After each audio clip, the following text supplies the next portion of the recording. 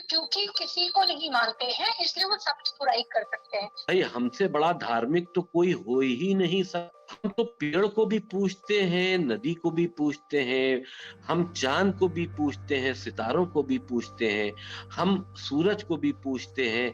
हम हर तरह से भगवान को कहीं ना कहीं किसी रूप में, तो फिर उसको इस तरह के विचार धर्म के बारे में, चाहे वो इस्लाम के बारे में क्यों ना बोल रहा हो, तो उसको भी उस बारे में बोलने का इख्तियार नहीं है। जो चीज हमें अच्छी नहीं लगी हमने छोड़ दिया।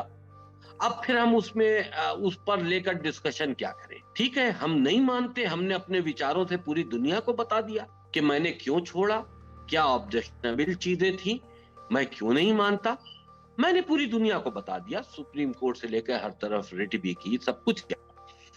अब भाई देखिए, ऐसा है कि इस इश्यूज के ऊपर, ये उनके पर्सनल मामले हैं। एक गर्लफ्रेंड रखे, 10 गर्लफ्रेंड रखे, ये जो उनकी गर्लफ्रेंड्स हैं उनको समझना।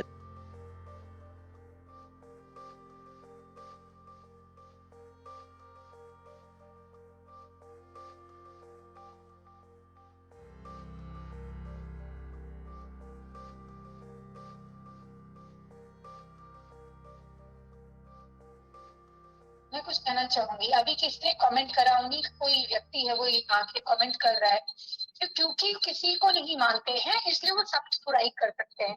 अगर वो किसी को नहीं मानते तो उनको पैसा कमाने के लिए दूसरे की बुराई करने की जरूरत क्या है? देखिए भाई साहब, जिन्होंने ये कमेंट्स आपके यहाँ किया, मैं उनसे ये बात कह रहा हूँ, अगर किसी को नहीं मानते हैं तो धर्म की बात करने की आपको जरूरत क्या है? जब जब आप किसी को नहीं मानते, ईश्वर के नाम पर आप मानते ही नहीं हो कि ईश्वर है, तो फिर आप धार्मिक बात, क्योंकि धर्म तो ईश्वर से जुड़ा है। और हिंदुओं के लिए तो लक्ष्मी के ईश्वर है, तो हिंदुओं देखिए, हमारा सनातन धर्म में तो हम तो बहुत से अवतारों को मानते हैं, हर तरह से भाई हमसे बड़ा धार्मिक तो कोई हो ही नहीं सकता। हम तो पेड़ को भी पूजते हैं, नदी को भी पूजते हैं, हम चांद को भी पूजते हैं, सितारों को भी पूजते हैं, हम सूरज को भी पूजते हैं। हम हर तरह से भगवान को कहीं ना कहीं किसी रूप में पूजते जरूर हैं। तो हमसे बड़ा धार्मिक तो कोई हो ही नहीं सकता। किसी धर्म में इस तरह से ना तो इतने अवतार हैं, ना इतने आस्था के केंद्र हैं, ना इतने देवी देवता हैं। बहरहाल, हम चाहे जितने देवी देवताओं को पूजते हैं, लेकिन हम एक उनको मान्यता देकर पूज तो रहे। पूजना बुरी बात थोड़ी ना है, हम पूज तो रहे। पूजने का मतलब हम सम्मान दे रहे हैं। हम गाय को भी पूजते हैं, गाय को सम्मान देते हैं, क्योंकि हम क्यों, इसलिए तमाम चीजें ऐसी हैं कि हमसे बड़ा तो कोई मतलब यह है कि सनातनियों से बड़ा कोई तो धार्मिक हो ही नहीं सकता, जो हर जगह पर वो अपनी बात को धर्म से जोड़कर देखता है। इसीलिए तो सबसे ज्यादा हमारे में इंसानियत है। तो जो लोग जिन भाई साहब ने कमेंट्स किया, तो मैं सिर्फ उनसे यही कहना चाहूंगा कि आप गुमराह ना होइए। अगर नास्तिक है तो फिर उसको इस तरह के विचार धर्म के बारे में, चाहे वो इस्लाम के बारे में क्यों ना बोल रहा हो, तो उसको भी उस बारे में बोलने का इख्तियार नहीं है।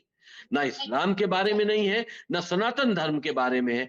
धार्मिक बात करने का इख्तियार नहीं। बिल्कुल सही। और एक बात और कि ये हिंदुओं को भी नास्तिक बनाने का कार्य कर रहे हैं। आप बताइए, हिंदू वैसे ही या तो धर्मांतरित हो रहे हैं, या तो आप उनको धर्मांतरित करिए या उनको नास्तिक बनाइए। मंदिरों में ताले लगेंगे कि नहीं? किसी भी तरह से अगर हम ये देखें कि ये कहा जाए कि हिंदू को नास्तिक बना दे, तो हम ये समझते हैं कि एक हिंदुओं में, सनातन धर्म के मानने वालों में धार्मिक आस्था इतनी कूट कूट के भरी है कि वो नास्तिक नहीं हो सकते। जहां तक कि हम समझते हैं, वो 1-8% की बात नहीं करते, लेकिन वो नास्तिक नहीं हो सकते। वो किसी भी मजबूरी के तहत उनका धर्मांतरण करा दिया जाए, कैसे भी धोखा देकर, लव के जरिए, या कोई गरीबी का फायदा उठाकर कहीं पर किसी तरह से क्रिश्चियनिटी में, किसी में, तो वो एक अलग इशू है। लेकिन अगर आप ये कहिए कि हिंदू धर्म के लोगों मानने वाले, जो कि सारे देवी देवताओं को मानते हैं, भगवान शिव को मानते हैं, उनमें आस्था रखते हैं, भगवान श्री राम को मानते हैं, श्री कृष्ण को मानते हैं। तो इन सब चीजों को, भगवानों को, अवतारों को मानने वाला कभी नास्तिक नहीं हो सकता। ये तो हम नहीं मानते। वो नास्तिक जो है वो एक अलग ही चीज होती है। वो एक ऐसी चीज होती है कि जब जब तुमने इसी चीज से इनकार कर दिया कि तुमको इस दुनिया में पैदा करने वाला कोई है, तो तुमसे बड़ा फिर धोखेबाज भी कोई नहीं है। जो जो लोग कुरान रटते हैं, मैं हाफिज तो हूं नहीं कि मुझे रटा हुआ हो, अगर के वो आयत को पढ़कर अगर या उसके माने कुछ बताएं तो मैं उसके बारे में बता जरूर सकता हूँ। लेकिन जिस चीज को हम छोड़ आए, अब हम उस पर कोई डिस्कशन भी नहीं करते। जो चीज हमें अच्छी नहीं लगी, हमने छोड़ दिया। अब फिर हम उस पर लेकर डिस्कशन क्या करें? ठीक है, हम नहीं मानते, हमने अपने विचारों से पूरी दुनिया को बता दिया कि मैंने क्यों छोड़ा, क्या ऑब्जेक्शनेबल चीजें थी, मैं क्यों नहीं मानता। मैंने पूरी दुनिया को बता दिया, सुप्रीम कोर्ट से लेकर हर तरफ रिट भी की, सब कुछ किया। तो मेरे विचार ओपन है, पूरी दुनिया जानती है। तो अब उस पर डिस्कशन करने से कोई फायदा नहीं है। ना मैं उन चीजों को अब अपने जो हम छोड़ के आए, ना मैं उसको याद करना चाहता हूं और ना उस पर कोई डिबेट करना चाहता हूँ। हाँ, आप कोई कोई चीज ऐसी दुनियावी मामले में पूछिए तो मैं उस पर आपसे डिस्कशन जरूर कर सकता हूँ।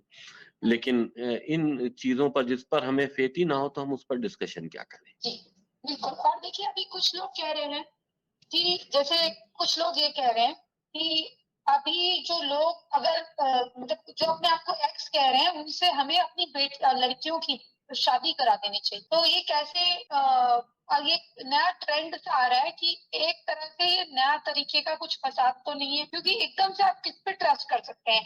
क्योंकि अगर कोई कह रहा है कि मैंने धर्मांतरण कर लिया है और शादीशुदा है और उनका डिवोर्स नहीं हुआ है और वो आके कह रहे हैं कि मेरी एक गर्लफ्रेंड नहीं 10 गर्लफ्रेंड हो, तो आप लोगों को क्या मतलब है? और उनका कुछ लोग साथ दे रहे हैं, तो ये बात आपको सही लग रही है? अब भाई देखिए, ऐसा है कि इस इश्यूज के ऊपर ये उनके पर्सनल मामले हैं। एक गर्लफ्रेंड रखे, 10 गर्लफ्रेंड रखे, ये जो उनकी गर्लफ्रेंड्स हैं उनको समझना चाहिए कि वो सही। बताए ना कि मैरिड है।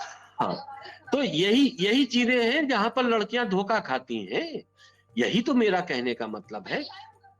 तो उनको, महिलाओं को समझना चाहिए, समझना चाहिए कि वो अगर किसी गलत व्यक्ति के चक्कर में है जो कि कई तरह से औरतों को रखे हुए है, तो ये तो चीजें उनको समझनी चाहिए। मैं इस पर पर्सनल उनके कमेंट्स क्या कर सकता हूँ? ये किसी के ऊपर आप थोप नहीं सकते, या आप ये किसी को अपने विचार दे नहीं सकते। क्या आप 21 साल के हो गए, अब आप कुछ कीजिए, तो इसका मतलब अब आप गुमराह कर रहे हैं। इस पर आप कोई भी व्यक्ति, किसी भी बालिग लड़का हो या लड़की, उसको ये कह करके अब तुम कुछ भी करो, तुम अब बालिग हो चुके हो, तो इसका क्या मतलब है?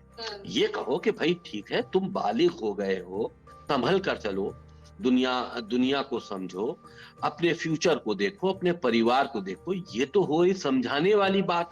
और गुमराह करने वाला डायलॉग ये होता है कि अब भाई अब तो तुम बालिग हो गए यार, अब तो कुछ भी करो।